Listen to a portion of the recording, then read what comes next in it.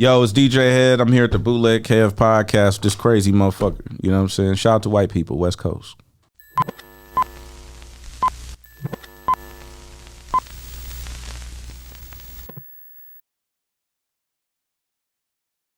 Yo, it's the Bootleg Kev Podcast. Oh my God.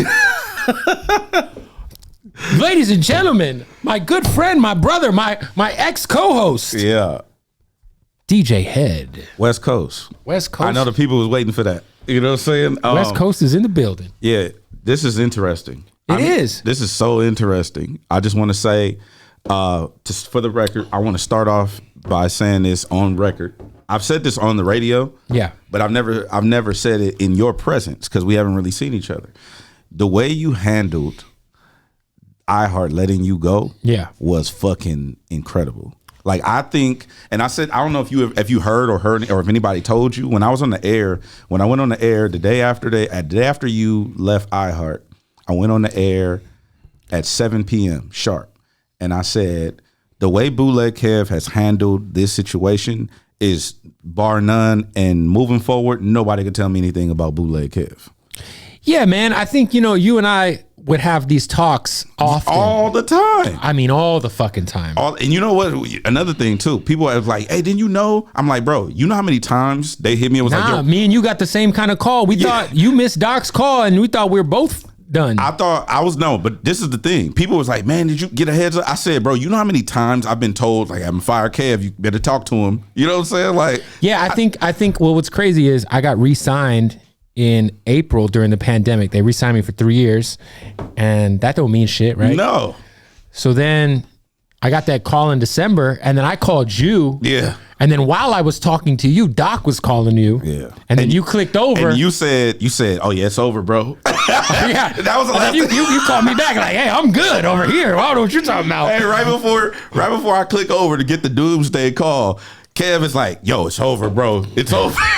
I was like, what the fuck? Yeah, I mean, look, for me, I was already kind of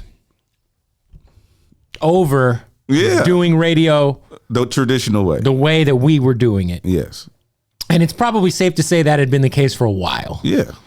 So for me, I looked at getting let go by iHeart and Real 92.3. First of all, shout out to Doc Winter, because I know that it wasn't, it wasn't like he was like, yo, you're fired. We're not fucking with you. It was, yo, we're letting go of some people because of the budgets. This pandemic, yeah.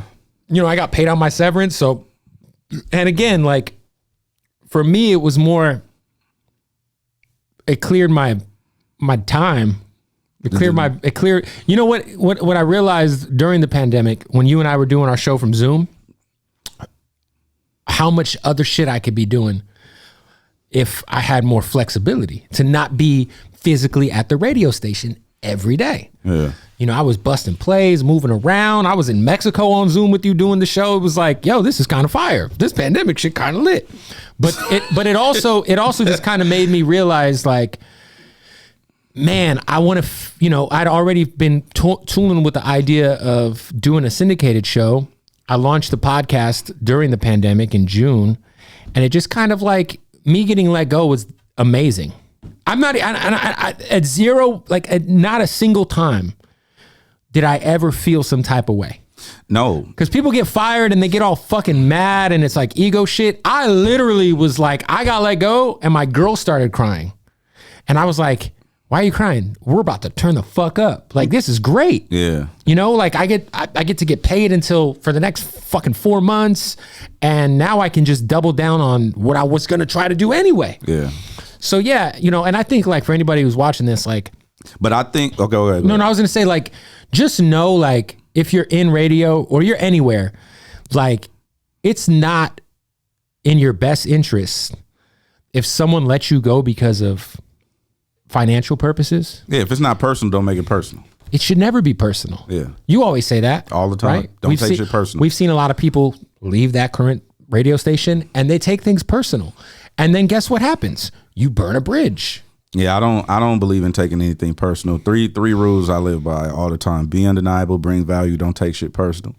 But all that aside, though, even though you didn't take it personal and you like, I'm about to turn, you looked at it as opportunity. Yeah. The way you handled it though was fucking fire. Like I don't know that doesn't happen a lot. Right. Especially like it's like, hey, no, like go do your shit. Yeah, for me it was But like I'm just like I talk with Doc, I talk with Ao, and I was like, yo, it's all good. Like it's all good. When, you know, I released my statement, and I'm obviously rooting for you and Chuck. I love you guys. You know, you guys. This is meant to be. Homegrown Radio needs to be on every night in LA. This is something you guys have worked forever for. Yeah. And I'm like, yo, this is great. Everyone wins here. I feel like I'm winning. You know, a lot of people from the outside looking in probably, Bootleg Kev got fired. I don't give a fuck. I don't care what other people think. And then you guys get to have your shot at nights together. Yeah. You guys are, you know, been friends for however long. Everyone won. Yeah. Literally everybody won. And your and I's relationship hasn't been affected. Nah. Like you and I, we know, if you know, me and Hed are locked in with each other. We could not talk for 2 or 3 weeks, a month. And like, as soon as we talk, we know what's up. Yeah. You know, there's never been any sort of weird energy between me and Hed. I remember somebody said on Twitter, they was like, man, won't you go on Kev's podcast? And then you just played me the thing. Some guy was like, won't you go on Kev's podcast? I was like, I probably will eventually. I thought it makes sense later. Like, yeah, I'll play. We had some guy from Ireland. Shout out to Ireland, man. Check this out. Yo, what's good, my man? Long time no chat. Hope all is well and all the family as well. Just want to say big ups to the Bootleg Kev show. It's fucking sick. I really, really enjoyed the Twister episode. Would love to see Hed on at some point because I just think you guys had such an incredible chemistry. I think that'd be a dope episode. But I get stuck in on the Soldier Boy episode. But yeah, can't wait for more and would love to see Hed on it. Have an absolute smashing day, my man. God. Hey, what's his name?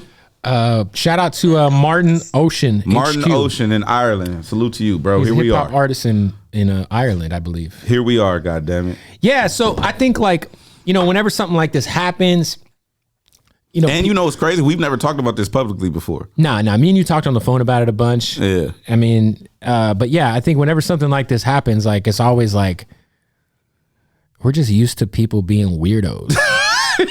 I'm used to for sure being. Listen. And it's like, dude, like there's never been no ego type of shit involved between us. And when this shit happened, it was like, yo, dope. Like, yo, Chuck's on the night show. He deserves to get a shot on the night show. You guys, this is amazing. And I get to do what I wanted to do anyway. Yeah. And be mobile and be flexible and shit. Yeah. And you know, and so it's a win-win. And so I'm happy. I'm glad you guys are killing it. I saw you got the billboards going, and yeah. I just talked to Amen. I heard y'all smashing up them leakers over there. You know what I'm saying? I don't know nothing about none of that. I know that our ratings are good. They're solid. Yeah. So, you know, congratulations. But yeah, I think you know, that was kind of one of the main things. Yo, everything good with you and Hed? Like, yeah. What do you mean? Well, people always think that like people always look at like how I guess what it is people so used to people being weird that they're not used to authenticity. Right. And so authenticity is weird to people now because it's not normal to be that way. Yeah, and I think too there's been recent radio situations that publicly were ugly. Yeah. You know, you think back, shout out to our guy Big Boy. Like when he left Power, it wasn't pretty. It wasn't pretty. You know what I mean? Yeah. Like there's been situations where it's like, shout out to our guy Cruz, who be radio banging on that Twitter, like for show. Yeah, but you know, I get it. Like for I get both of their situations because what happened to them was extremely personal. Yeah, it's super personal. For me, it was never personal. I've never been a part of that. Yeah, for me either. I'm like, station. dude, like, what am I gonna get mad? Like, I'm chilling, and it ain't like I wasn't like making money hand over fist over there. You know what I mean?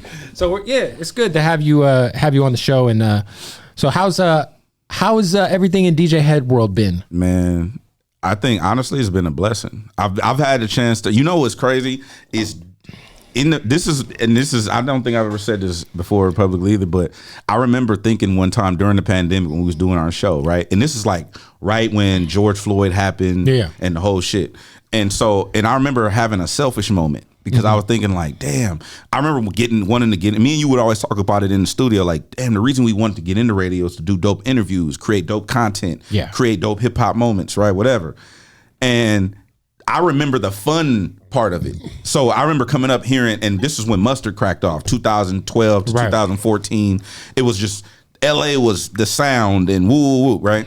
And that was the reason why I wanted to do it. And then the selfishness in me was like, damn, but I get race riots, police brutality, Donald Trump. Oh yeah, that was.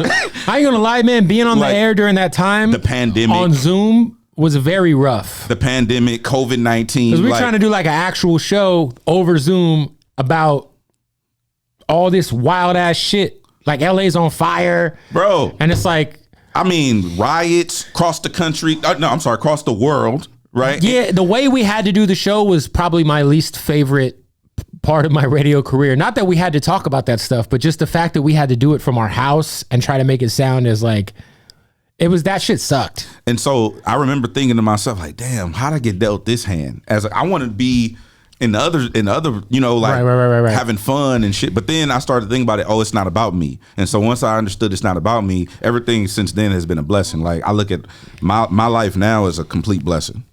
Everything that I'm doing. I know. What's going on with the fucking Netflix show? Rhythm and Flow? I know that they've announced season 2 was going to happen, and then obviously the pandemic struck. Rhythm and Flow season 2, I don't have any official updates. I do know that you can go on the website. Can you submit your demos? I believe they're still accepting what do you call it? Auditions. Obviously the pandemic got in the way of that happening sooner. Yeah, I remember that we were supposed to do something, and then obviously the COVID-19 shut everything down. Everything was shut down. The Marvel Cinematic Universe was shut down. Nothing stops that. So if it was able to stop the NBA and the Marvel Cinematic Universe, everybody else got to fend for themselves. Yeah, that's did you watch WandaVision? Of course. I'm caught up on everything. What do you think of WandaVision? I thought WandaVision was good. I barely, bro, it was slow. I barely just started watching it, and I barely just got to episode 5 where so it started picking up a little bit? Yeah, because I'm like, man, what's going on? I'm like, what the fuck when is you're going watching on? it, if you're not in, you kind of like, what the fuck is going on? But then it starts to like peel back, and then later on, it gets good, but it's slow. It's a slow burn. It's not as good. Falcon and the Winter Soldier is fire. I gotta tap in. That shit is fire. Just been so. And they just announced Black Panther Wakanda Forever. Yes, sir. July 8th, 2022. Oh my God. Shout out to Ryan Coogler. Shout out to Archie. Who do we think is gonna? I have my own theories. We were talking they should just give it up to Michael B. Jordan, low key. I've heard rumors. This is not official, and I haven't heard this from any insiders. This is YouTube theory that Michael B. Jordan will be coming back, and the theory is that he's going to take on the mantle, or sure he is, which is because he was like a very endearing, loving, like bad guy. People fucked with him, but even at Michael the end. B. Jordan. Yeah, by the way, Michael B. Jordan, the most overrated actor.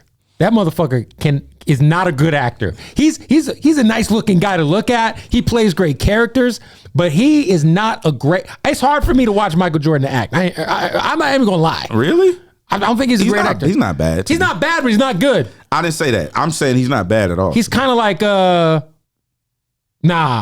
know what? You got to be good to not be bad at acting. I'm trying to think of a rapper we could compare. Think about that. Think about rap. Think about hip hop. Right? You got to be somewhat good to not be bad. So if you're saying that Michael B. Jordan is not bad, then he has to have some sort of skill. Yeah, he's likable. He's got appeal. No. Almost like you think of The Rock. Early on acting. You would watch The Rock movies because The Rock was in them. Yes. And I think Michael B. Jordan is there now, where he's like such a star. Women love him. And he's something about the movies. Yeah, but The Rock was also playing certain type of role. He was like I just watched the new Michael B. Jordan movie on Amazon, and that shit was ass juice. But I watched it because he was in it. You didn't like the movie? I thought it was fucking some mid, man, with lots of seeds in it. The acting was kind of mediocre. And then they killed Lauren London like off the rip. I was like, damn. Well, I mean, for those of you who haven't watched it, you know. She ain't in that motherfucker very long. Yeah. I was like, damn. It's kind of quiet. I thought it was cool. But I'm a fan of that type. Y'all play Call of Duty a lot, so I like that kind of shit. Yeah. So you say one of the things you live by is be undeniable. Be undeniable. Which is something you've always said. What do you mean by that? I mean by being undeniable in your talent, your skill set, your craft, whatever it is that you do, you got to be you got to make people the secret sauce that I believe, one of the secret sauces to my success is I just didn't go away. Same with you. Right. if you just stay the course and you don't and you continually hone in on your craft, I feel like you're gonna win. You don't have to be the best. Right. Like what you just said about Michael B. Jordan, right? Yeah. If you undeniably are diligent, or if you're did your girl fuck with you the first time she met you? Of course not. That's what I'm talking about. But you were undeniably diligent and now you married. That's facts. That's it.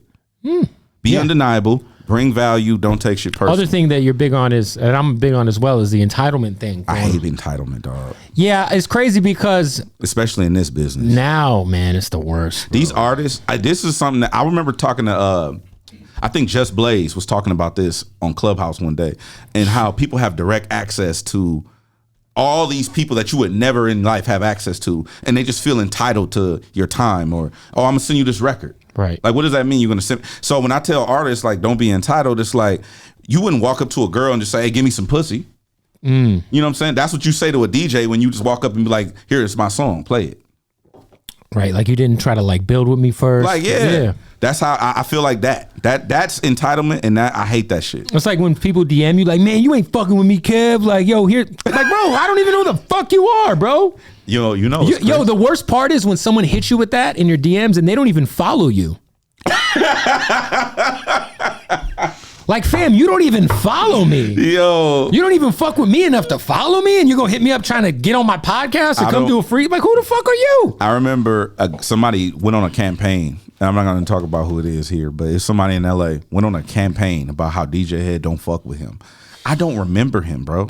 I don't remember meeting this man ever, right? So he went on a whole campaign and was tweeting, DMing, like the whole stories, putting stories up at me and everything. I think I saw that. And so I ended up hitting up one of my big homies and had me get in touch with him directly and got on the phone with him like, yo, bro, what's the problem? Like, I don't remember you. Like, this is how this business actually works. It's like, also not your job to know everyone. Bro, I don't know you. That's what I'm saying. So it was just one of them type of things where like, I can't do that kind of thing all the time, but I felt like I felt like it was a teachable moment. And in those moments, I'll take the time to educate.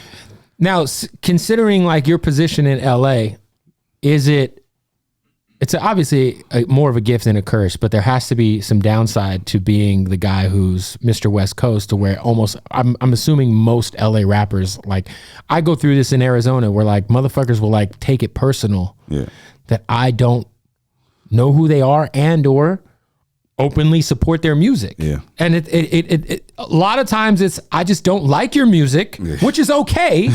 That's fine, right? Like I'm allowed to not, like you might be a good dude and I'm not, but just because I'm not fucking with your shit don't mean like I don't fuck with you. Yeah. I don't know you. Yeah. That probably happens a lot with you. I think it happens, and I what I try to do is diffuse the situation, because I can't, like I was talking to Wack about this one day, right? And he gave me some real bars about, like Wack, people think he crazy. He's not crazy. Wack's smart as fuck. He's so intellectually inclined. Facts. So anyway, a little crazy, but smart. No, definitely nuts. Yeah, nuts. But he's smart as fuck. But he's smart. So he was telling me like different things. He was like, "Yeah, don't worry about this. Do this. Do this." And I was thinking about. He said, "You know what? It's good that you are level-headed, because you can misuse your influence and your power for negativity, but you don't, you really." So what I do is, in that scenario, I try to take the time and diffuse and de-escalate the situation, because I know that I'm so close to so many different people that it can go bad real fast. Right. And the entitlement comes into play because they, like you said, they think that I'm supposed to know them or remember them from 10 years ago or whatever the case. And it's not even personal. I don't remember what shit I did yesterday. Right. I hit you today to remember, like, oh, I'm coming here today. Right. You know what I'm saying? Like, I don't remember shit. So when you say like the Arizona shit and then also the LA shit, I think it's a little different though, because our politics is fucked up. Oh yeah. Here it's all, there's the gang shit, there's the big homie shit, there's our politics shit is different. And me looking like there's not a lot, like if we've been candid, there's not a lot of black people in our medium in LA, right? So there's me, Big Boy, you got Nick Cannon and Chuck. Yeah. Pretty much to make up the bulk of it, right? Yeah. I'm the most accessible one. Facts. So me being accessible in that way, it's like everybody feels entitled to, oh, come to the studio, or you so and so's little homie, you gonna look out for this or do that. And it's like, bro, like it don't work like that. And so trying to explain the industry aside from the politics is a complete headache. It's the worst. Yo, man, play my shit on the radio. Like, bro, that ain't how this shit works. Bro. Like, fam, you got 1,100 followers. The last thing you need to worry about is getting your shit played on the radio. You better worry about getting anyone to care about you first. Bro, go to the DSPs, bro. Get your shit popping, get your numbers up, and then everybody else will follow suit. You mentioned the politics thing. The new wave of LA rappers that you've been behind from, you know, the start, the Ruchis and all these guys.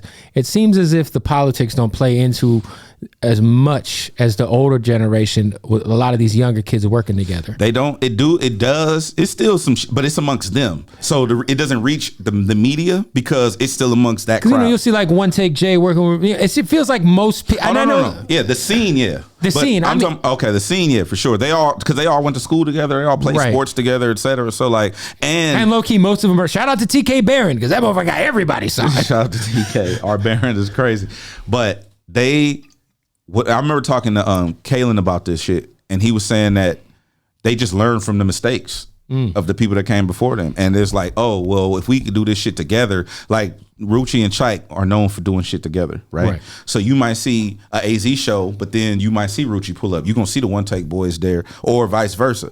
And I think that that's a beautiful thing, but it gets a little tricky when you start involving the homies and the hang-arounds and the entourages and shit like that. But for the most part, I really commend the newer generation for being able to do that. And also a big shout out to Draco too. I really like what Draco the Ruler has done, because he came home and immediately started giving verses to everybody who would take them. And I felt like that was a big move, especially being in his situation with the Drake record. Like, he don't necessarily have to do that, but a lot of those people that he came and was like, he didn't bless them, because I don't want to say like he's demeaning them, but I felt like what he was doing, he made it his point to come home and it's like, no, I'm gonna give this shit away to everybody who want it.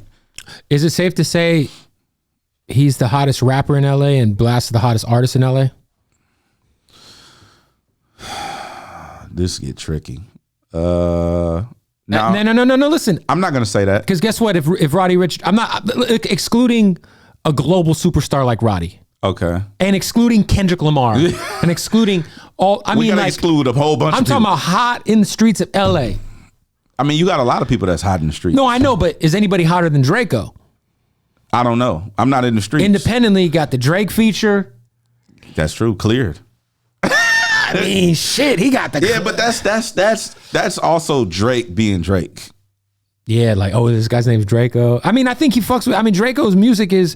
No, I'm saying Drake is one of the smartest people to ever be in the music 100%. industry. So I understand the way he moves and what he does and why he does it. So I'm not gonna say that that's 100% because of the Drake shit, because the Drake knows what he's doing. Drake knows who to tap in with. He knows what he's doing. Like, that's not by accident. Drake don't do anything by accident. Right. I don't know who's the hottest, but if I'm a bet my money on people, it's a few people I bet on for sure. Blast. I mean, we already you were the first guy. You did what year did you try to sign Blast? Was it 2018, 2017? 2018, I think, some shit like that. Yeah, shout out to Blast, man. Blast is the guy, bro. He's the guy. He's the guy, bro. Yeah. Yo, I got a text from the homie Terrace Martin, and he said, "You were right, Blast is the one." And I was like, I knew it. I fucking knew, because it's like, it's one thing to get the streets, and it's one thing to be hot in the industry. Right. But when you get musicians to be like, oh, this guy is fucking fire, that's a different level to me. Yeah, I think the LA scene seems like it's in as good of a place as it's been in a long time. I would like to see more integration though. Meaning nationally. Oh yeah. I would like to see, like, I know Sweetie's from California, but she's comes off like a national artist. So for her to have Draco on her shit, I thought that was kind of dope. I like to see, like, I love how Dave East comes and taps in with people out here. Like, I want to see more of that type of shit. Yeah, Dave pulls up and is full. I want to see like Rod Wave, like, fuck with like One Take Jay, right, or some shit like, more shit like that. I mean, shout out to Quavo. He did the Blue Bucks Clan record. Yeah. You know who I really fuck with, not from LA, but I love Fredo Bang, bro. Oh, Fredo's dope. I remember you putting me up on Fredo. Like, I love Fredo Bang. He's a good kid, man. He's a good dude. Yeah, the Top record is crazy. Yeah, he caught one finally, like a radio real record. IDK got a fire ass song out right now. IDK shit is hard. That shit, I had to get him on the phone. Like, bro, you actually have a record that's playable. Yeah, IDK's going crazy. Yeah, I think that. But I do think that the LA scene, it feels just like you know, because I think back in the day when you were coming up with Glasses, oh man, there was an extreme disdain towards what the, you know, back then you had to get the Drake cosign or the whoever cosign, right? Unless you were the Game, right? Because the Game was kind of just the face of LA hip hop nationally. Not saying that in the streets, J-Rock and Glasses and Nipsey weren't doing their thing. Yeah. But I remember having conversations with Nipsey, even like interviewing him and shit, where he was not happy with Dr. Dre.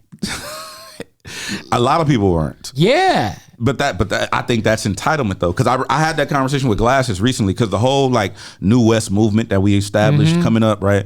And that's like Glasses, Bishop Lamont, right? Everybody, Crook, like it was a bunch of people that was part of that movement.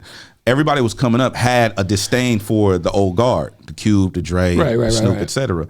But I remember having a conversation with G about it, and he was saying that it was a sense of entitlement because he was like, they not fucking with us, but technically we never asked him for anything. They just thought that they should be paying attention. Just like, hey, like you said, like if no one's asking, why is it assumed that they gotta fuck with you? Yeah. And then I remember Glasses. We went to a video shoot. I think it was a video shoot for 40, and we went to the video shoot and him having a conversation with Snoop in his trailer. And Snoop was like, you know, that's my bad. Like, we wasn't playing team ball, but I'm gonna fix that. And then ever since then, everybody's been good. It feels good right now. I love Snoop too. I feel like what Snoop does is unmatched in hip hop. I think Snoop Dogg is probably the most famous rapper ever. Of course he is. Yeah. I don't think that's... It's not even close. I don't think it's close. I don't even think Drake is close to that level of fame. No. Like, everyone knows who Snoop Dogg is. Everybody. Grandmas know who Snoop is. He's a fucking cultural icon. Like, he doesn't have to have any more music ever. And he's getting bags just being Snoop. Just being Snoop Dogg. Hosting Triller. Snoop. I think Snoop is... That Triller, yo, by the way, I just got to say, love their performance. The Sweetie performance was the worst thing I've ever seen on TV. I didn't see it. Oh, my God. I didn't see it. That shit was horrible. What was so bad about it? She lip synced the whole thing, and then it was like all choreography, and it was like she don't know how to dance. That's crazy. I saw her performance at BET was fire. I've seen her do her thing. Yeah. Whatever happened at Triller? Maybe she had strep throat or something. Dog, that shit was rough. Shout out to Sweetie. Anyway, what were you saying? We're talking about the Snoop thing. No, I just feel like Snoop is just what he does, even embracing the youth. Like, I feel like him and E40 do an amazing job at embracing 40 for sure, yeah. The youth. And I think that's been pivotal in their longevity. I think it's very hard to say. The other thing too is I think if you're Snoop and you're E40, you're probably very who the fuck is gonna say no to that? Nobody. Like, if E40 calls you and is like, yo, get on my album, you're not gonna say no. Because then you look crazy. I've heard a story of a rapper who blew a shot with 40. But like just did not get in the verse back or some shit. Like what are you doing? Who the fuck says no? Like, maybe Drake? Nah. Drake, he might. Nah. But nah. Drake not turning down. You think Drake could say no to Snoop or 40? Maybe. Fuck no. Drake could be out of his rabbit ass mind. I'll tell him. Then E40 need to get that Drake verse. What? If you know he ain't gonna say no, you might as well give Man, Drake not saying no to E40 or Snoop Dogg. I hope not. I mean, shit. How about he be the only one? Maybe Hove or Andre. Hove not saying no. Andre 3000 might say no. Yeah, but that's different. 3 Stacks don't rap. I'm saying. he don't even rap. Like, okay, so you're the Jay-Z and Nipsey song that came out. Oh man. So you have co-production credit on that song. Yes. So how did that happen? I was in the studio, like I'm always in the studio, working with Rance, Mars, 1500 or nothing. And Rance was like, yo, we got this record. Like, you know, what you want to do? I want you to do some shit on it. I'm like, what you want me to do? He's like, just do your DJ Hed shit. Whatever that means. So I was like, all right. So he plays me the song and he's playing me the Nipsey vocals over the beat. Right. And I'm like, oh, it's a Nip record. Like, fuck yeah, let's do it. I didn't know nothing about Hove at that time. They were like, we're doing something really special with the record. They just couldn't tell me. Right. So he's like, look, just do some cuts on the song, you know, do some ins and outs, some little scratches, whatever. I'm like, all right, bet. So I actually recorded it, and then I turned it in, and I didn't think nothing of it. I was like, oh, they must not have used it. I didn't know that it was a bigger play, like later on. You know what I'm saying? Obviously, that's how the music business worked. So when it came time to release the record, it was like, oh, this is the record. And then once it came, obviously, I had it early and shit like that. Right. But we couldn't talk about it because it was like a part of a rollout. I'm like, damn, this is crazy. But I didn't know that they were going to actually give me credit on the song. Like, you know how like you'll produce some shit, right. But you might not get visual credit on the record. So that was like a big deal for me. That was a huge deal for me. Especially seeing like Jay-Z's name, Nipsey's name, and then I'm like right there. That shit was crazy. So when this song comes out, right? Oh shit. So,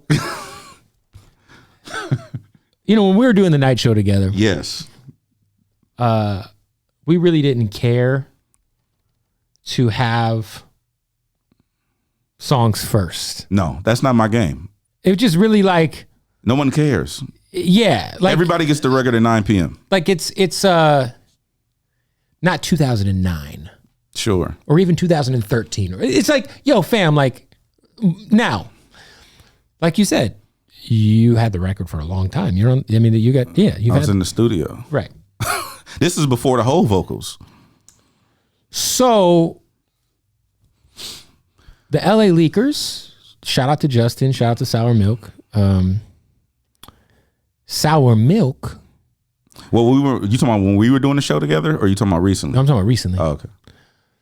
This is after you and I were not on the air. This is recently. Recently when the song came out, right? What was this? December, January? When did the record drop? I don't remember. Anyway. Like I said, I have a bad memory. So the Leakers get the song, and they're going crazy before 9 o'clock, obviously, right? Mm-hmm. Which has happened a lot. Yeah. Cool. Sour Milk goes on Twitter and says essentially, does anybody want to tell them that we've been going crazy on this however long? I don't remember the specifics of the tweet. Well, I tweeted first, and I said I'm playing this at 9 o'clock. Right, and then he retweeted yours. Yeah, it was just you said, "Yo, we're going crazy at 9." Yeah, I'm just promoting my show. Right, you're promoting your show, which is what you should do. Right, you weren't saying anything about anybody. I don't ever do that. Right, he retweets it and pretty much says, "Does anyone want to tell?" I don't remember, but we've been going crazy on this the last 2 hours, Bob. I know that it got interesting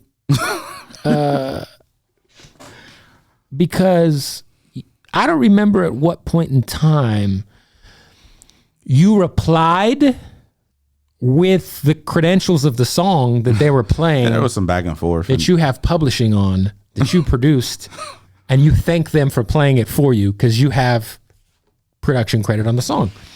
Now, from a strict perspective of someone who's just on Twitter, and I fuck with those guys, you know, they're cool. Like, I got no problems with them dudes. Like, you know, me and Justin are cool. You know, I just saw Justin around the Grammys, and we're cool. But I'll be damned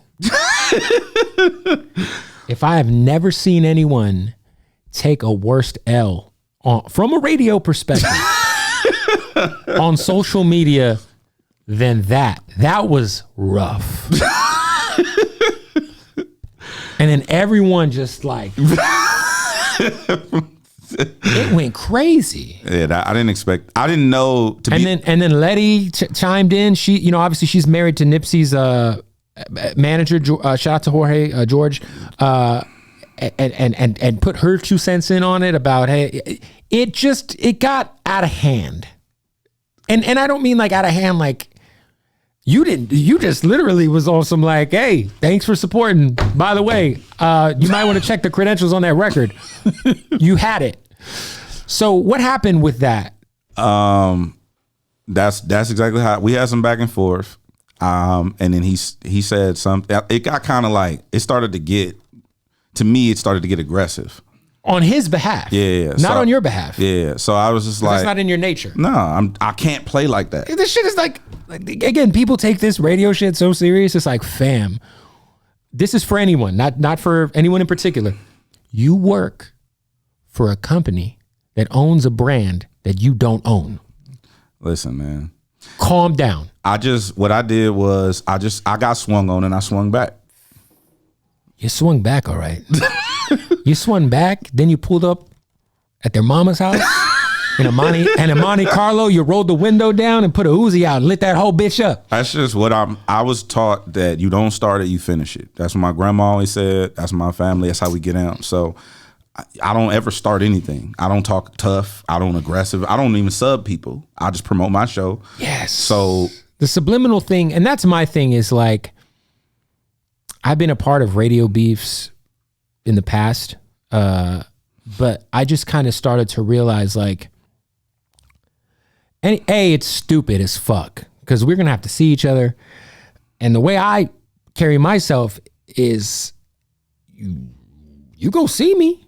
I ain't gonna reply to you on social media because I ain't a social. We're gonna run into each other, and then we're gonna have to have this conversation face to face, and that's happened a few times where I've had to run up in Vegas. Shout out to John Moog from KLUC who thought he could talk out the side of his fucking face, and I wouldn't go fucking walk up to his ass right at the Lowrider show and be like, "What's up, motherfucker? What you trying to do?" This nigga's crazy. You know what I'm saying? But what I'm saying is like, you and I never that's just not what we do. No, I don't play the radio bang game just because I'm not allowed the luxury to fake beef with people. And that's something I had a conversation with my superiors before. Like, I can't fake beef with people because my lineage and my environment and my people don't allow me that luxury to like, oh, let's beef, or let's, like, it just, my shit different. And that's why I had to tell them, like, I always tell people, like, I'm not a radio nigga. Like, I'm a nigga who do radio.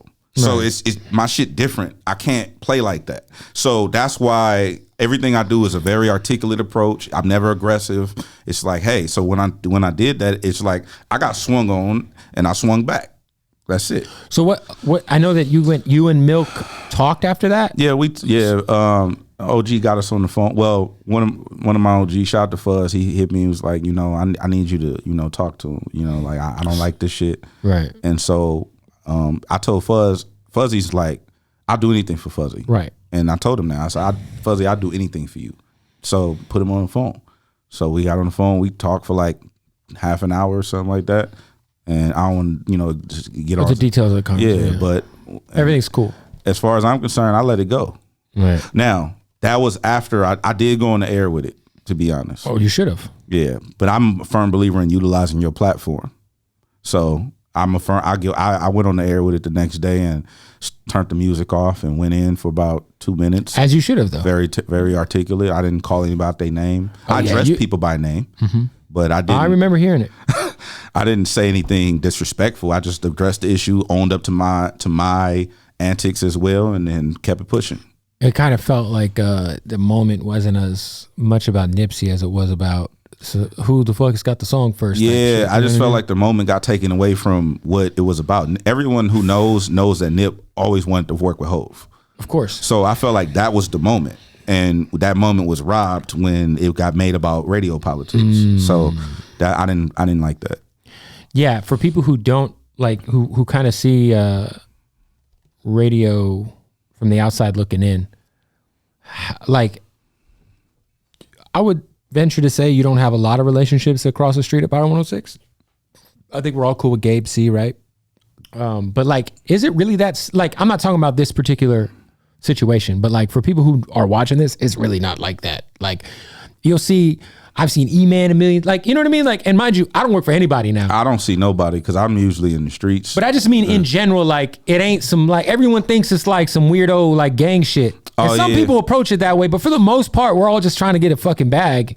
And, I'm doing me, you doing you. I'll stay out the way. What I do is I mind my business. I learned that from the homies coming. I was always the square, run all the street dudes. Right. And they would say, look, cuz, mind your business. That's what I do. I stay in my lane. I don't talk to nobody. I don't flick it up. I don't fake beef. I don't do none of that shit. I just mind my business.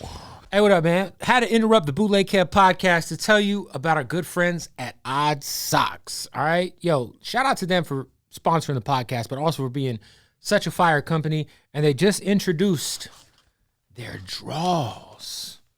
That's right. Odd Socks now got your boxer briefs on deck. Some Tapatio joints. And then, of course, they got the best socks in the game. Look at these Stone Cold socks. Look at these two. I mean, look. I love Fruit Loops, but I love these Fruit Loops socks. These are fire. I'm taking those for myself.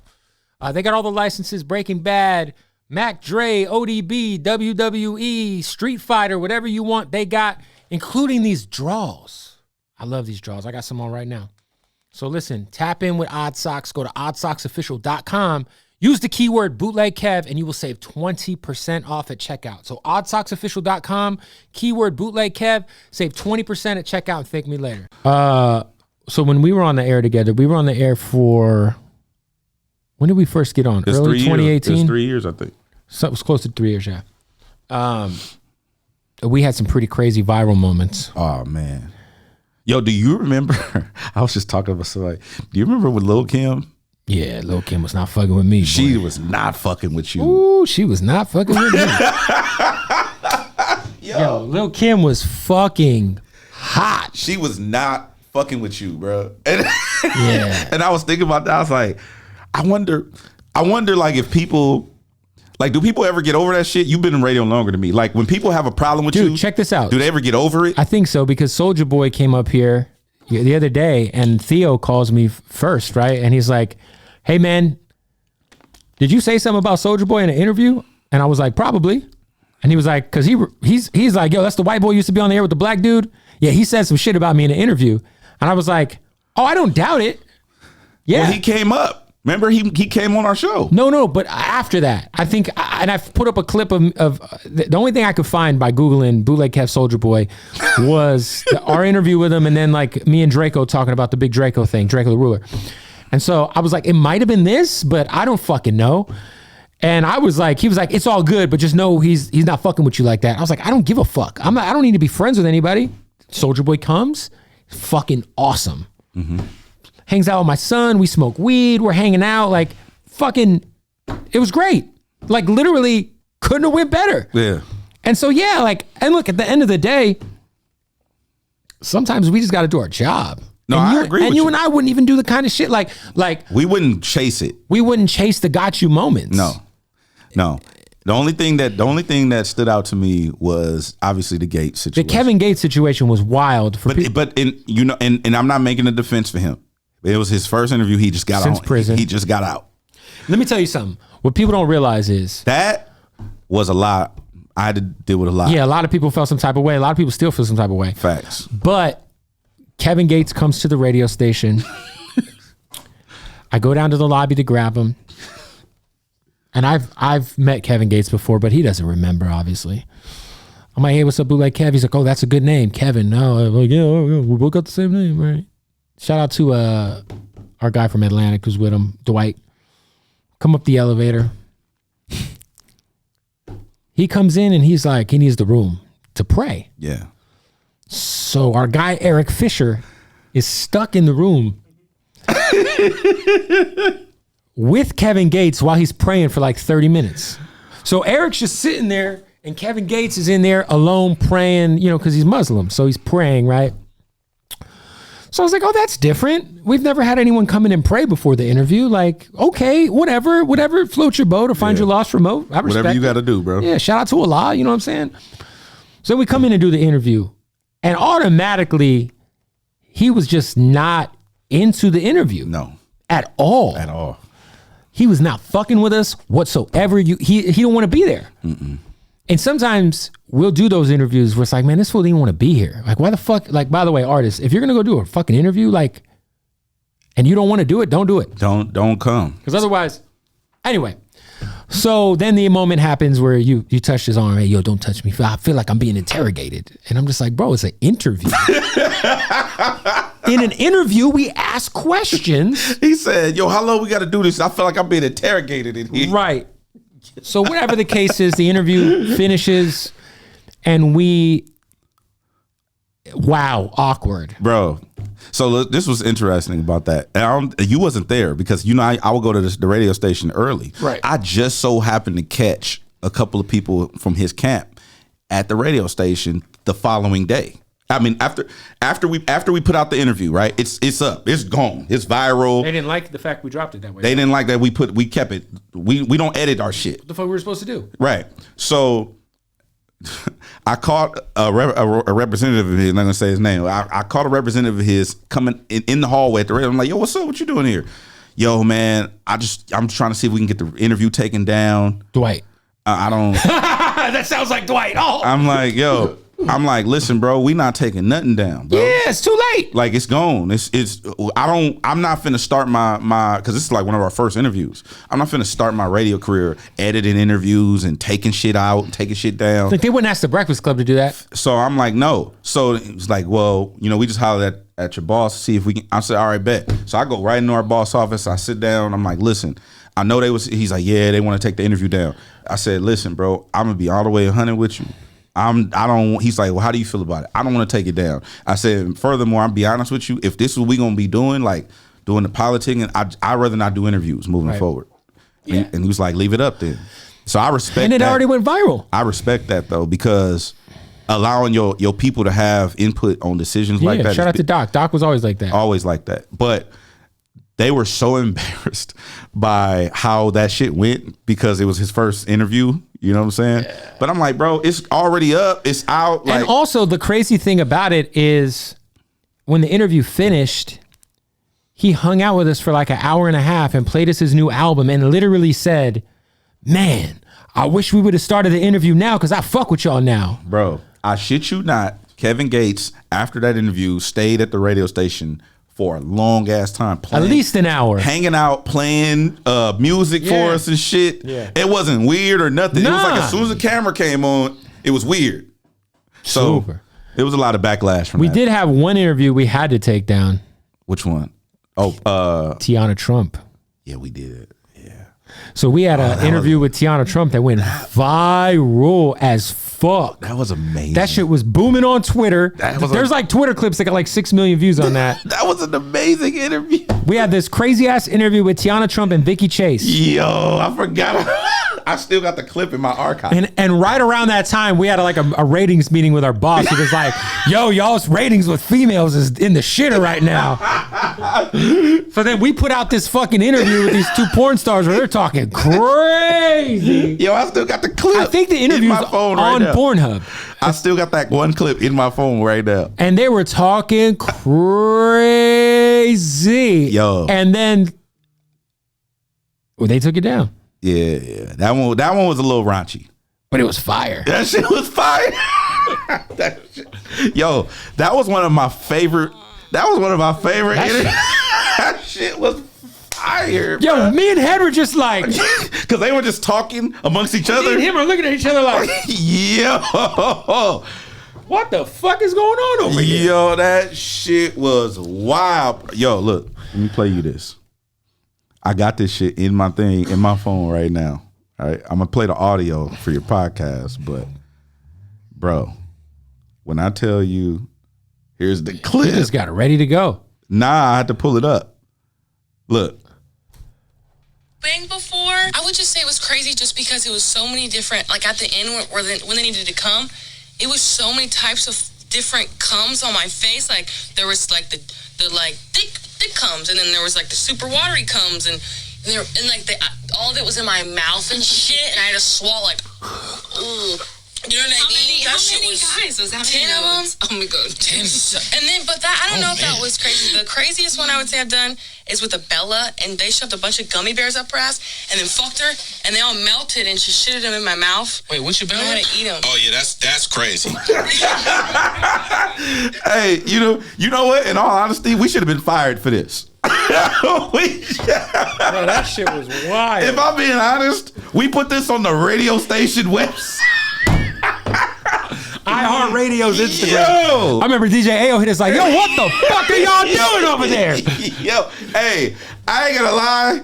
That's one of the moments where I was like, yeah, we probably out of here. You know? Well, it was nice while it lasted. Yo, we gotta get we shouldn't have did that. We should at least bleep that shit. We shouldn't have did. We put that on iHeart. We should not have done that. That was a rough. That was crazy. That was a rough. I'm glad they kept us after that. To be honest. Cheers. Yeah. Then there was the other time we took something down was we did a Pop Smoke interview and he hit me directly and asked to take the interview down. Yep. Yeah, that Pop Smoke interview was interesting. People still hit me up about that. Yeah, there's clips of it because it was up for like 3 days and people ripped it and shit. But he was just like, man, I think I still have the text. He just like he called me. He was like, yo, Kev, man, look, I don't like that interview. I feel like I could have gave y'all a better interview. I'm gonna be back in like a month. We could do it better. And I want to say that was the trip he ended up passing away. Yep. So we took the interview down and we talked about it though after, like, should we just drop it? But like out of respect, like, nah. Yeah, I mean, a lot of the interviews out there on like his fan pages and stuff. But yeah, I think we were the first outside of maybe Drewski to interview Pop Smoke. Yeah. Yep. Like we were the first major platform to interview him. Yeah. No, I think, and it's crazy to see what his album actually ended up becoming, because I didn't expect his album to be like that at all. I thought it was gonna be all Diored out, real shit, yeah. And it ended up being like fire. I was like, damn, I wish he was here for this. It is, Yeah, man, it's crazy. Yeah, I think that we had some good moments, man. I think that I think for sure, like what we were doing made everyone else step their shit up. Oh, for sure. Period. For sure. I also think that when you look at the way radio was done is so like antiquated and old school. Like the way people were doing it in comparison to how we started doing our shit. It was more like, we don't really care about the fluff. There's no like gloss on this shit. Right. It's just some raw radio shit. And I felt like the Breakfast Club obviously kicked in the door when it comes to that lane. Of course. But I felt like we were almost taking a podcast approach to radio. Whereas it was like we were just having conversations, and then whatever we got from that conversation, we would truncate it down, and that would be the radio show. Right. Yeah, and then I just had a fucking thought, and it just went away. God damn it. I just had a good thought about something we did. I don't remember. Well, another thought that I had too is we have a lot of moments in history as far as like, oh yeah, not even the viral shit, but I'm talking about, get tagged in shit where it's like, I'm talking about like, bro, we did the Nipsey passing. Dude, that was crazy because I was on the air Sundays. Check this out. The Sunday Nipsey died. Nipsey died on a Sunday. Kobe died on a Sunday. Yep. I was on the air for both of those. Yep. And then you came into my shift and we ended up doing a Nipsey thing. Yep. That was rough. Rough, bro. I think that was probably the roughest. Obviously Kobe dying was rough, but we knew Nip. That was the roughest shit, was to do that radio show. That was rough. All I could think about. And then we also, you knew, because we were on almost right away. Yeah. And I think you had information that it wasn't looking good, but while we were on the air, we couldn't divulge that. Yeah, I couldn't talk about it. Yeah. So we were waiting for it to come down that it was official that he passed, and then one of my street homies hit me and was like, yeah, it's a wrap, bro. Like, I just want you to be the first to know, because that he fuck with you tough. So I was like, what? Like, so then Doc hit me and was like, yo, you mind going to the station? I'm like, bro, I don't know what to say. Right. And he was like, just be honest. Just talk. So I went up there and came up there and we did the show. That was like one of them, and all I could think about is those old school radio moments where I remember being on my way to school when 9/11 happened. Yeah. And I remember Big Boy being on the air that morning. Right. And he just stayed on the air like the whole time. And he was just like, yo, if you go outside and look up, there's no planes in the sky in the country. And I was like, I literally remember that. And I was like, this is one of them things where people are going to be remembering this shit. And I thought about this after the fact. Obviously, I'm not thinking about that while we're doing the show. But I'm thinking about this after the fact. Like, people have been with us for moments that probably they're going to remember for the rest of their life. And that's the shit to me that is like, yeah, it's crazy to think Kobe's death was so big in the world. But I don't feel like the impact it felt like here. I feel like Nipsey shit felt way crazier. Well, it because I think what happened was like Nipsey was murdered. Yeah, I think it's Kobe's death was horrible and tragic. Of course, like, it was horrible. It was an accident. Yeah, but the way Nipsey died, man, we saw it in broad daylight. Like it was just a complete brazen act of like murder. You know what I'm saying? So it's like that to me is like something because and also you got to look at what he represented. Yeah, it's not even what he did or who he was. Nobody give a fuck. What you represent is like everything. And if you represent hope, you represent community, you represent, aspiration, entrepreneurship, giving back, whatever it is you represent, and then you that type of thing happened to you. Where it happened to him, I think it makes everybody question their own mortality, and I think that's that shit that shakes everybody. Yeah, that was rough. That one, the Kobe shit, I was numb for the Kobe shit. To be honest, shit was wild. I didn't even process it till like a month later. Yeah, the Kobe shit. I was really, really sad, and I never even fuck with Kobe when he was like. I don't fuck with the Lakers. I fuck with him now because LeBron's on there. But growing up, I hated Kobe. Right. But I didn't hate him in like a real way. I just, as a sports fan, as a sports fan, yeah. No, but when he died, I was like, shit. Like, this fool was like a part of my life. Facts. Like I watched this guy play basketball his entire career. Like, and now this fool gone. Like, you never know. You never know, bro. That's one of them things to me. Even when Pop Smoke got murdered, like it's like different things that like I never thought would be a part of my radio career. Yo, the fact that we lost Pop Smoke, X, Juice WRLD, yep, Nipsey, Kobe, Mac Miller, yep, all while we were doing the show, yep, is insane. I feel like we're forgetting people. Oh, for sure. A lot of people have been passing, man. We for sure forgetting people, but I'm just saying though that I've never thought about like, oh, this is going to be a part of my radio journey. Yeah, because even with Pop Smoke, he did a lot of interviews, but he didn't do that many. Nah, he didn't do a lot of interviews. He didn't do a lot. No. So it's like, yo, we have like, we talked to him really early on, and he was cool as fuck. Like he was always super nice, super cool, and he had just so much like more to give. And then also, if you look at the other side of the spectrum, when we had YNW Melly on. He went to jail the next day or the day after. We did the last interview. Before he got locked up. Yep. Yeah, it's crazy, man. It's a lot of shit, dog. I think one of my favorites, though, one of my favorites probably ever was T-Pain. Oh, the T-Pain interviews, a legendary. I love T-Pain, bro. He's so... Yeah, we talked to him for like an hour, at least. I love T-Pain. That T-Pain interview was a movie. He's so entertaining. He's so honest and funny. And we got drunk. I got drunk. Yeah, remember we were taking shots? Yeah, you did. And I like 50 Cent. 50 was dope. I love how honest 50 is. Ross was dope. Well, we've had some good ones. I mean, the Haiti Baby freestyle went crazy. Bro, the Haiti Baby freestyle, bro. Yeah. You had him on your show. I had him on mine after the fact. And I love the fact that he leans into that. Like, that's part of my legacy. It's the biggest part of his legacy at this point. That's the homie. But yeah, I mean, right now, like nothing he's done has ever been bigger than that. Yeah. That shit had Rihanna tweeting and Chrissy Teigen tweeting about him and Meek Mill posting him. Like, that shit's insane. Facts. Yeah, fucking Haiti Baby. Shout out to Stockton, man. Yo, the other thing we did on the air that we weren't crazy about was something called the Celebrity Smash. Oh, man. So we had a bit called the Celebrity Smash, which in theory is an amazing idea. And it was where we had people call in and give us stories about times they fucked celebrities. And this was our boss, Doc Winter's idea.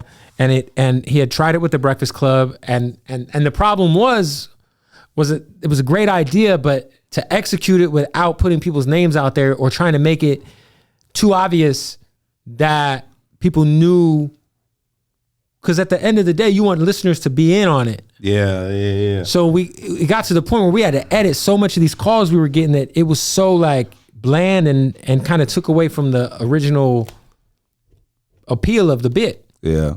No, I think the Celebrity Smash will work in 1998. I think it'll work now. It just you have to say who it is. You got to. But the only problem is you can't do that now because people will be slander and all kind of stuff. Bro, if you can say who it is, it'll work. Listen, we had some guy call. The first week we did this thing, we did the Celebrity Smash. Oh shit! I'm not talking about this one. Yes, all you. Go ahead. I'm not gonna say who he said he fucked. Oh, okay. But we had this guy call in. And he told us a story about 12-minute phone call. It was a 12-minute phone call. We still got the call. This is a man who called and talked about his sexual relationship with a very prominent mogul in hip hop. Yes. And gave details. Extreme details in which made it extremely believable what this guy was saying. 100%. And when I say it had us like, because we started that bit and almost right away we got that call and we were like, oh, this shit about to be crazy. This shit about to go crazy. Yeah, so I was like, well, we about to get into so much trouble. And the person in which this guy put on blast is someone whom you don't want to fuck with in the industry. I don't want no smoke. No smoke. So right. So we send it over to our boss, and he's like, you got to take this out, take this out, take this out, take this out, take this out. Cool. It ended up still being very appealing on the air. But that bit could have, if it was like 99 and we were doing that bit and we were letting these names fly, a lot of the people who called, it was just run-of-the-mill groupie shit. I was in San Diego with my girl and I ended up fucking whoever the fuck, right? Oh yeah, of course you did. Of course you did. But then there was some. Nah, there was a couple. There was a few that were kind of crazy. And a lot of it too was because like these people would be married or there would be some sort of. Remember the family, the girl from the big family with the NDA? Yes. Yeah, bro. The girl from the big family with the NDA, I do remember. Yeah.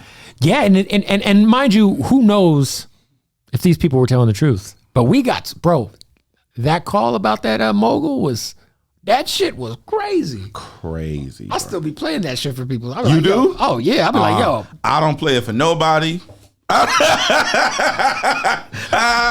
the event that this shit leak, I destroyed it. No. But yeah, that was a wild. That was a pretty wild bit we did. Yeah. And we ended up not doing it because it just kind of got too watered down, and then we got in trouble a bunch. We stayed. You know what? I've never been in trouble so much in my life in doing the show with you. Yeah, I mean, every time. He said, yeah, I mean, you know. No, I don't know. Nigga stayed in the principal's office. Like, fuck, what we do? Shit. He said. You know, that was a good time. So for people who are watching this, I think it's important because there's aspiring radio personalities or people who think they want to get into radio who are watching this. And you and I keep having this discussion about our business and the future of it and where it is. What would you tell someone like that who's got zero radio experience, but their aspiration is to be a radio personality like us? Start with your platform now. Build it. Build your platform. Don't wait for the people. Don't wait for the right opportunity. Don't go begging for a job. Build your platform. Start off with your own Bootleg Kev Podcast or Homegrown Radio or so many other entities that people are doing. You know what I'm saying? The Brilliant Idiots, Joe Budden Podcast, whatever you want to build your own shit and then take that somewhere to a platform that might want the content. It's almost like, because the old school way of doing shit, as far as I'm gonna start as an intern and work my way up. That's cool. That shit's almost dead though. But it's almost it's almost non-existent because of the simple fact the way the industry has changed. It's almost like you got to already have some shit going on. Especially, I mean, obviously we're in LA. You know, we're speaking from being in market number 2. That's facts. But it's a lot harder to think of Jason from Hollywood Unlocked. That's true. Jason from Hollywood Unlocked had this huge platform. They gave him a syndication deal at iHeart. He's got the Weekend Show, him and Damage. They already had some shit going. But I also say that if you're in Wichita, Kansas, yeah, you know what I'm saying? If you're in Wichita, Kansas, start your podcast and take your podcast to the radio station and be like, this is what I do. I would love to do that here or whatever the case may be. But have some action items to show people. Don't just go in blind and be like, hey, here's the burden of training me how to be a personality. Yeah, I think that people got to realize is nowadays, more than ever, those Wichita, Kansas jobs or those, first of all, they don't pay nothing. second of all, those slots are dying. Yeah. I mean, that's what I'm saying. I would say build your platform. You say you gotta be undeniable. Be undeniable. In radio, bro. You gotta be undeniable if you're gonna cut through the bro. You have to be undeniable. Roddy Ricch was a great interview too. Yeah, Roddy was dope. Yeah, Roddy's a perfect someone who's undeniable. Be undeniable, dog. Yeah, undeniable. Yeah. Well, and then Homegrown Radio. Are you guys still doing like the weekly podcast? Yep. So you guys started that in what year? 2010 or 2011? We started doing Homegrown. Yeah. 2009. 09 in Chuck's apartment. And then that turned into now you're doing nights in LA. But over the years, that was like a thing. Even if you weren't from LA, I remember just, I've always been tapped in with what you do, but like just being like, oh, that shit is dope. Like you said, like you had your own thing, and whether or not you guys would still do it if iHeart never stepped in. Facts. That's what I'm saying. Like, but we started doing that, and then it became like just a regular. We were doing. Hey, will you go let my son in real quick? Sorry, go ahead. We were doing internet radio show, and then it became like, hey, let's do a podcast, and Chuck was resistant because he's old school radio. He want the mix show and all that. Fuck that. We doing podcasts, and then that became what it is now. But I think, like you said, like if you just build your shit, like people will be invested in you. Like you said, you've been tapped in. If you just build your shit, people will tap in with you. Yeah. Shout out to Ireland. It's also like when you see people like that, it's like you almost run a root for them. You want to see them win because they've been with you from the jump. Yeah. And you build your own fan base. Facts. So you come in with fan base. You come in with analytics. You come in with people that want to hear you or see what you got doing. You also now are doing something on Big Boy's Neighborhood, the Head Talks. Yeah, that's going to get me into some shit. For people who don't know, you kind of originally started at iHeart helping, like being a part of Big Boy's show. Now that was essentially you were answering calls? Yeah, yeah. That's another thing. I never talk about that. When I got hired at iHeart, they hired me for 2 hours a week. Right. Eventually, a position opened up for me to basically answer the phones and screen calls for Big Boy. I did that for 3 years. And that's the thing. That's what nobody talks about. It's about doing those types of things. It's like whatever you bring value. That's number 2 in my thing. Bring value. Yep. Be undeniable and then bring value. That's number 2. Whatever room you in, hey, pick up a mop. You know what I'm saying? Go get the door. You know what I'm saying? Go put some waters in the refrigerator. Whatever you got to do to bring value to the situation. That's what I did with Big Boy. And I appreciate that opportunity. I felt like me running boards and editing audio and shit behind the scenes on Big Boy allowed me to get a paid education in how to produce radio on the highest level. It was almost like, a lot of people might be like, man, fuck this. That's how I felt at hourly first. pay, but like, yo, you're getting the real. That's how I felt at first. If I'm being 100% honest, when they first told me about what I would be doing, I was like, man, I want to be on the air though. I'm a radio motherfucker, right? But Silas was like, get in the room. Right. What you get in the room is over. Get in the room and bring value. Stop worrying about what you're called when you're in the room. And I use that same ideology even to this day. Like even with women, it's like, don't worry about what we are. Just do the job that you want before you get the title. Which is why you're single. West Coast. This motherfucker right here got the craziest woman philosophies, but they're really not even crazy. They're very practical. Very practical. But unfortunately, women are practical creatures. Yeah. They're emotional creatures. I understand. Which is why you're single. West Coast. I'll be damned. It's like, when people work at McDonald's, they don't eat the food. It's because they know better. By the way, McDonald's is fire. I'm just saying, the people who work there, they know. Yeah. They just know better. So that's how I look at it. A person I want to talk about who's, someone who's been instrumental in my career and obviously in yours is Charlemagne. You got a great relationship with Charlemagne, as do I.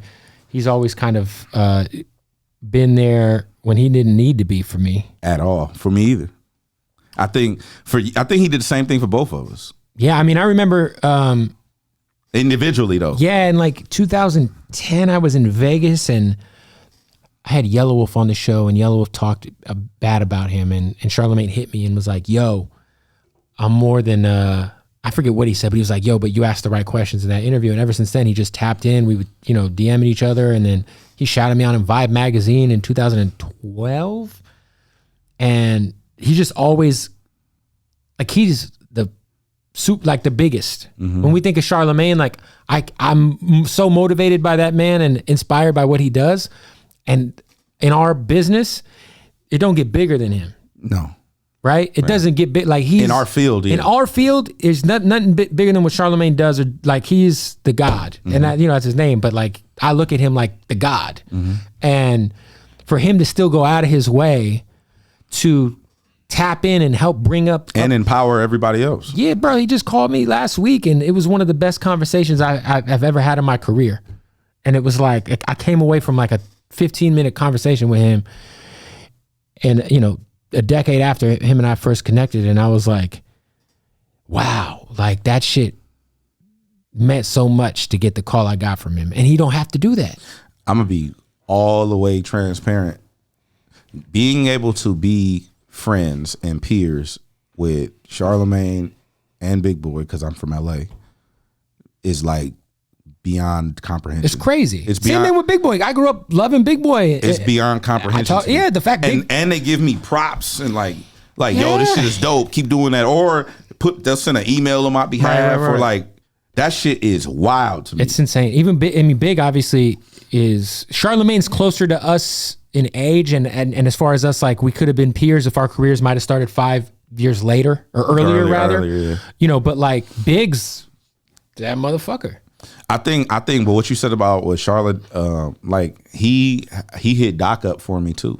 Same here. Yeah, to co-sign me to get the job at the station, and I think that was big. But there was also like I remember when Charlotte used to come to LA with Debbie Brown, like back in the day, like 2010 or some shit like that, and he would like sleep on her couch, and we didn't know he was just the weird homie that she would fuck with from New York. We didn't know him like that, but I think, like you said, I think that's also what keeps you in the game. It's like what we were saying about Snoop and 40. Bringing people up.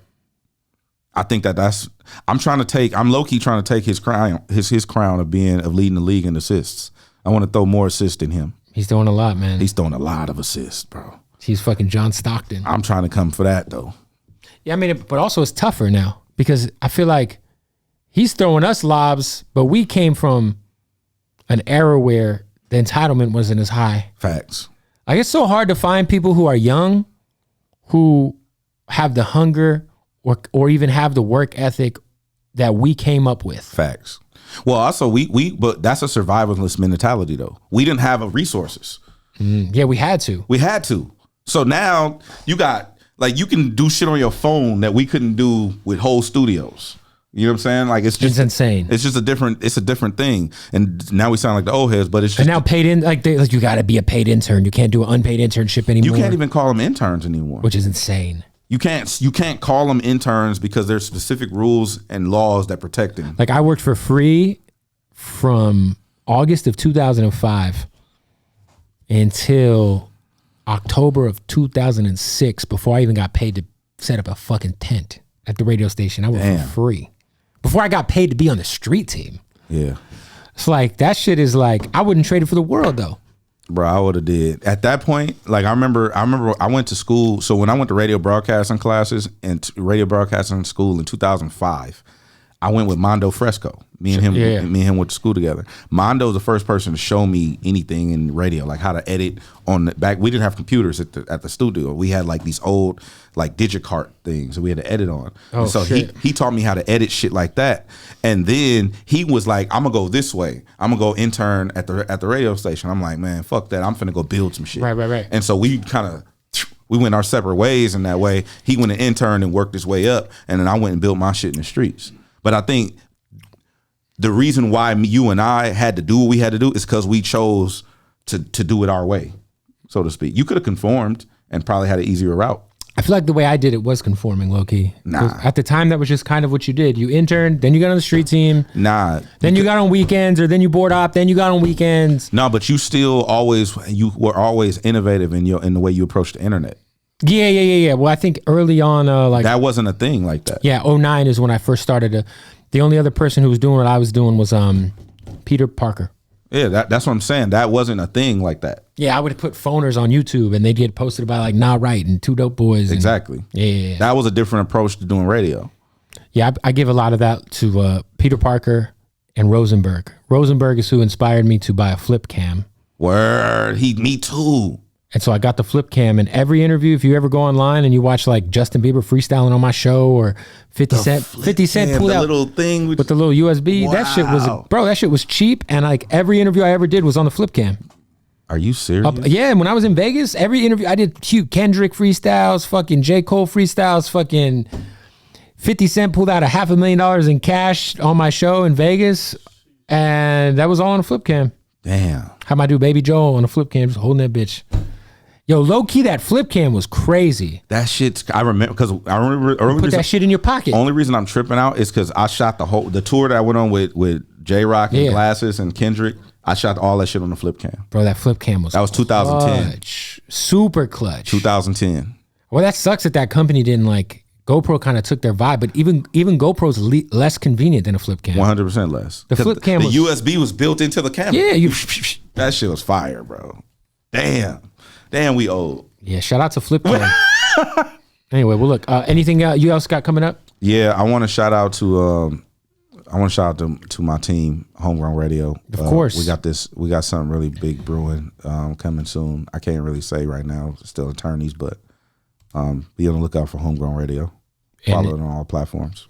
And then what about are you gonna try, you do a lot of you kind of unofficially help a lot of artists in the studio and stuff. Yeah, I don't do like call it the consulting business. I don't charge and shit like that. I just try to help where I can, because I felt like again, we coming up, nobody told us nothing, nobody helped us. Right. I can't name one thing outside of Big Boy and Fuzzy. Right. I can't tell you, and Julio G, excuse me, Big Boy, Fuzzy, Julio G, and DJ Dents. I can't tell you one thing I learned from anybody on the radio in LA. I didn't learn anything, like anything everlasting from anybody. Yeah, I think the fact that's why I use my platforms with stocks and Bitcoin and books, because outside of those specific people, I can't tell you anything I learned from anybody. That's fucking crazy. I've been here my whole life.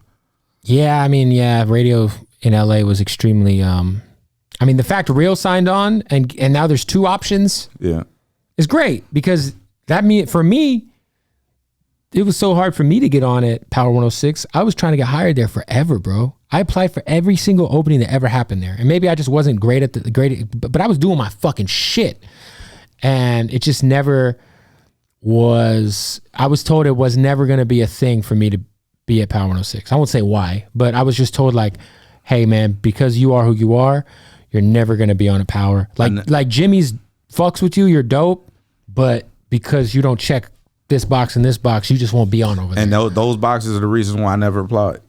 And so for me, when Real signed on, my dream was always to be in LA. So when Real signed on, I was like, thank God there's another station. Like, wow. And then what's dope about this station was they didn't care about those boxes. They were like, who's dope? Who's dope? And a lot of people don't know this. I was supposed to do afternoons at Real 92.3 when they launched. I was under contract in Tampa, and I couldn't get out of my deal. But Doc made the offer. He was like, yo, you gotta go to your guys in Tampa, and they gotta let you out of your deal. I got afternoons for you. Because they were going through the lawsuit with Big. Damn. But yeah, I mean, that's why I really respect the fuck out of, really, dude, in our business, people be giving iHeart a lot of shit. And I mean, look, at the end of the day, they're like the Yankees. They're a major corporation, right?